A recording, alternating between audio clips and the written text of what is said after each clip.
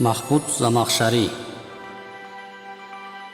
Abul Qasım Mahmud Zamakhshari 1075-жылы Хорезмдин Замахшар кыштагында жарык дүйнөгө келген.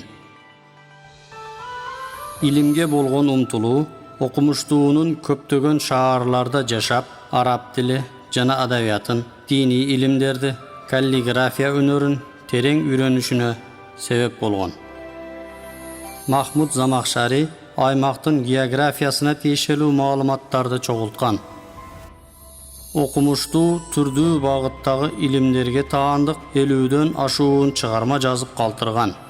Айрыкча анын араб тили фонетикасы жана морфологиясына арналган Ал-Муфассал, Кур'аны Каримдин чечмеленишине тиешелүү Ал-Кашшаф чыгармасы мусулман ааламына белгилүү.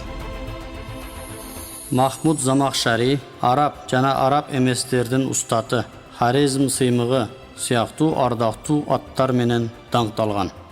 Окумуштуу көп чыгармаларын Меккеде жазгандыктан Жаруллах, Алланын коңшусу деген сыймыктуу атка ээ болгон. Zamakhshari тарыхтагы биринчи көп тилдүү сөздүк араб, перс, түрки сөздүктүн автору. 1995-жылы журтубузда Mahmud Zamakhshari'дин 920 жылдыгы кең көлөмдө белгиленген. Abul Qasım Mahmud Zamakhshari 1144-жылы Хорезмде каза болгон.